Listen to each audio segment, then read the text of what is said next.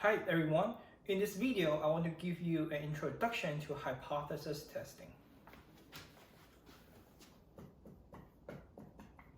Introduction to hypothesis testing. So what is the goal here, or what we're doing here? So what we're doing here is we want to test our hypothesis, right? So we make hypotheses and we test them, and then we're going to get the result, and then with the results, based on the results, we're going to make relevant decisions. Relevant decisions, right? The goal is to test hypothesis. Based on the result, we'll make relevant decisions. Let me start this with an example. So example, we are interested in the question that whether taking naps will reduce how much time you spend on your homework, right? So whether naps and then reduce homework time, right? And this is a relevant question because once we test this, and then based on the results, whether it's going to help us reduce homework time or not, we're going to make a relevant decision, right? Whether we are going to take a nap or not, take naps or not. Okay. So based on this, we have two hypotheses, and we want to test them.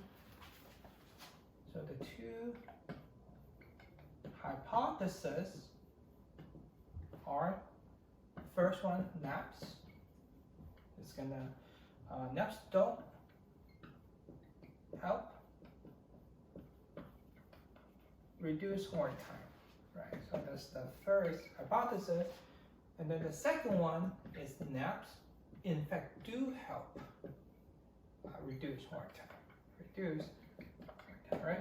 So these two are my hypotheses, and we want to test which one is correct, and then based on our results, we're going to make the decision whether I should take naps or not, or you should take naps or not. Okay. Okay. But between these two, the concept is that we need to find a cutoff point. A cutoff point helps us differentiate between these two and help us which one we should think is correct and which one we should follow. So we need cutoff points, cutoff point, right? To cutoff point, the goal is to choose which one is correct. Okay, so use cutoff point to choose which one is correct. Let me switch to this side.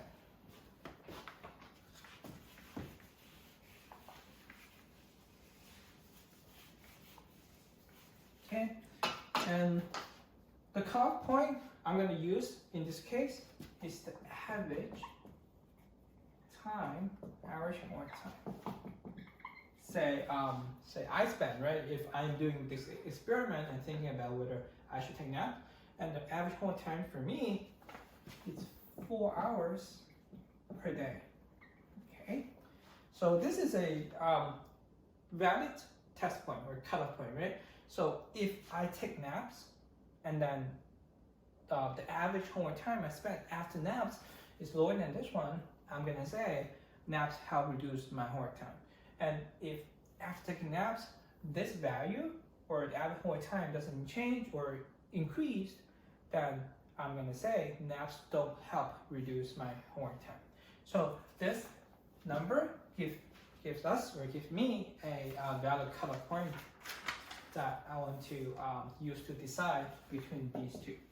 Okay, so this is a general example. Now I want to give you some technical definitions of hypothesis testing. So we're going to do some technical definitions. Technical definitions. Okay, so hypothesis testing. Okay. Hypothesis testing. Okay. The goal is to decide between our hypothesis. Okay, so that's the goal. And then let me give you the formal name or the formal definition of these two hypotheses.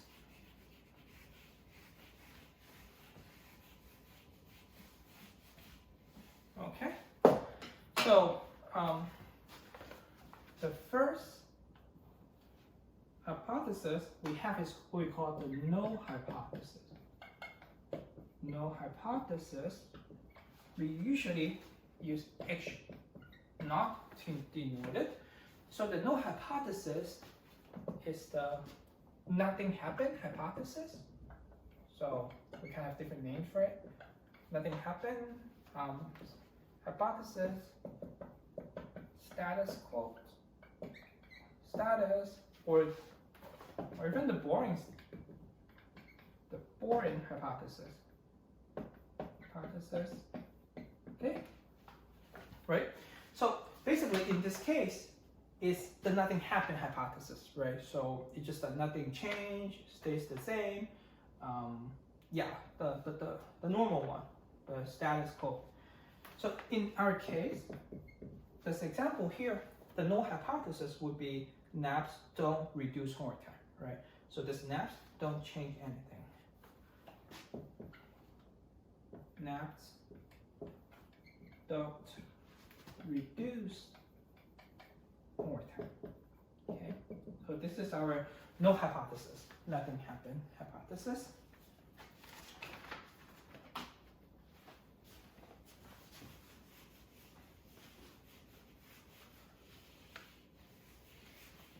Okay, on the other side, the other hypothesis is what we call the alternative hypothesis.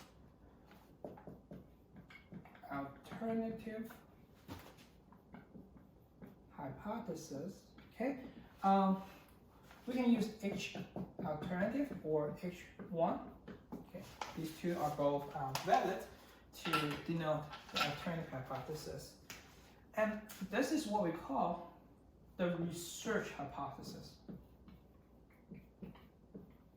Okay, so this is, we want to show whether something happens or something changes, or what we call the to show hypothesis. Okay, so we want to show something happened or something changed, and let me note this, that the null hypothesis and alternative hypothesis, they're complement to each other, right? So note, because this means nothing happens and this means something happens. So note, the null hypothesis and the alternative hypothesis are complement to each other. Complement. Yeah, to each other. Okay. Okay. Let me give you an example to demonstrate to you these two hypotheses. Okay.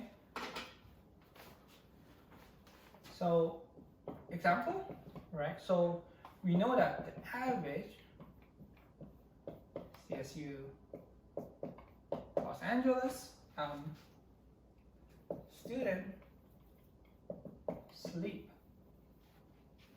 time is 6.9 hours per day, right? And then Sam, someone say in our class, Sam thinks econ students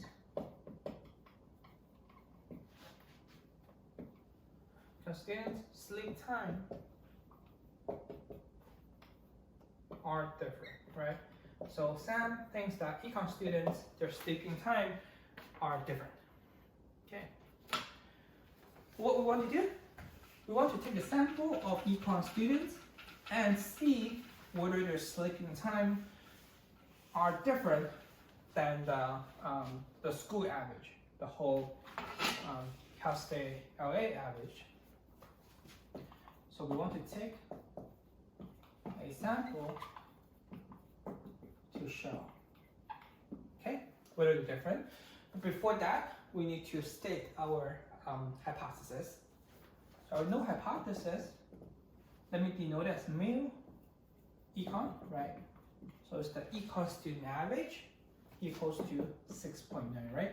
So in the null hypothesis, where nothing happened hypothesis, is that the econ students' average sleeping time is the same as the whole school's average. And then the alternative in this case is mu econ is not equals to 6.9. Okay, and this one is the one that we have to show different, so we can use this to show different. Okay, let me note here, what we're doing here is what we call a two-sided test. Right? The reason is that if the mu econ is greater than 6.9, then it's different. Less than 6.9 is also different, right? So whether it's greater than or less than 6.9, they're different, right? So if we're doing the two directions, we're doing a two-sided test. We're going to discuss more about one-sided, two-sided test, but for now, you should know that if we're testing both directions, then it's a two-sided test, okay? And let me give you another example to show you a one-sided test.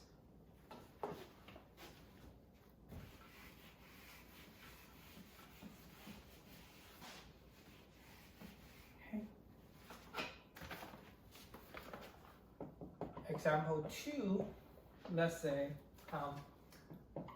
the national average ACT mean is 21 points. Okay, so this is the national ACT mean is 21 points.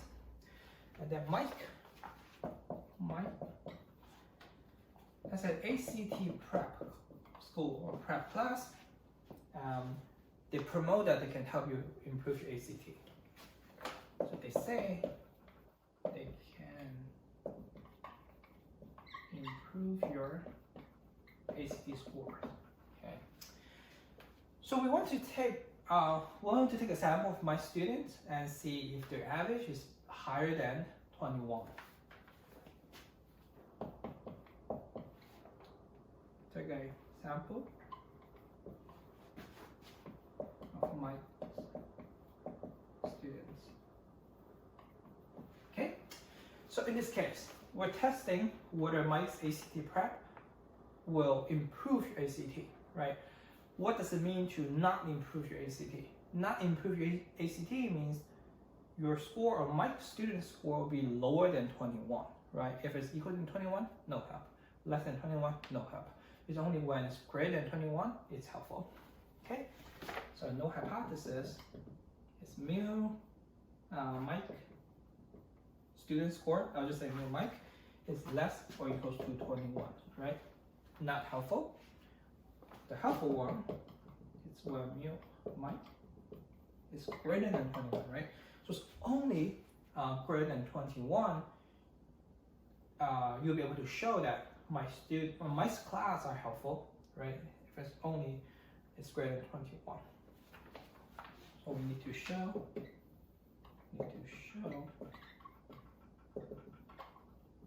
improvements. Okay. Okay. So compare these two. With this one, I'm testing less than, or let me erase this. Okay. Because the equal is up there, right? So if it's greater than or less than, it's different. So we're doing two-sided. But in this case, since it's only greater than, we're doing a one-sided test.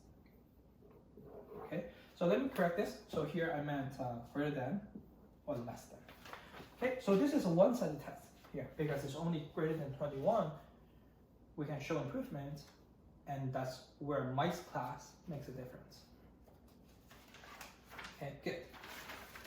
Okay, let's continue and let's go deeper into the concept of trials of null hypothesis, right?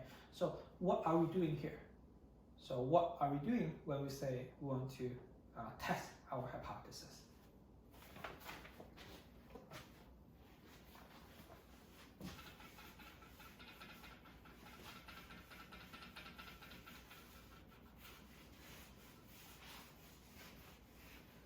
Okay, so in fact what we're doing here is what we call trials of null hypothesis. We're doing trials of null hypothesis, which means we're testing our null hypothesis. We're testing null hypothesis, or just doing trials on null hypothesis. Okay, so this is what we're doing. And from our sample, from our data, sample or data, using sample data, we can get two scenarios or two results. The first one is with sufficient evidence to show no hypothesis, it's unlikely to be true. Okay, so if the data tells us that or shows that our null hypothesis is unlikely true, then the next step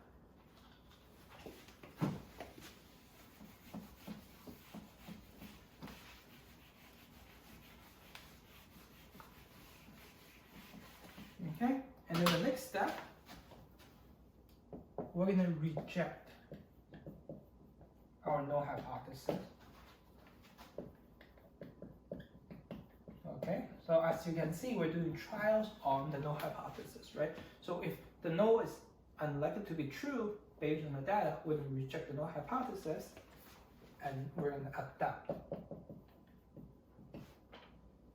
the alternative hypothesis. Right, and then we'll do our decision based on the alternative hypothesis. Okay, or the second scenario is that we don't have enough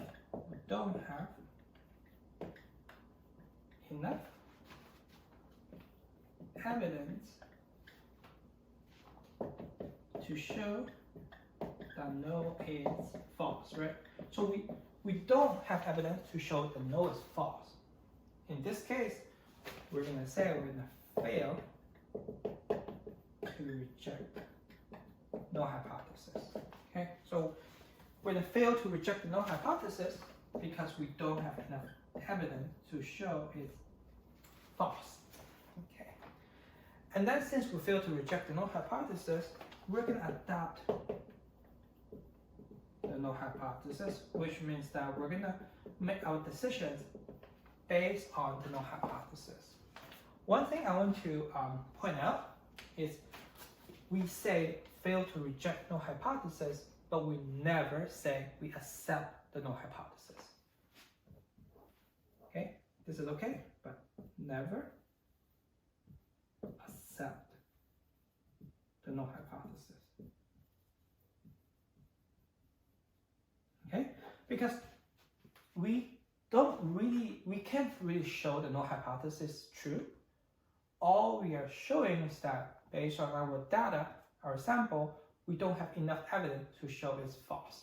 Okay, so we never say accept the null hypothesis. Okay, so once we have either results, so we have result 1 or result 2, then based on the results or based on our testing results, we're going to make our decisions. Okay, so if we go back to our first example, based on whether naps can reduce our homework time, we're going to either take naps or not.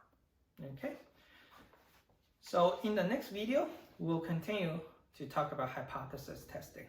Thank you for watching, I will see you in the next video.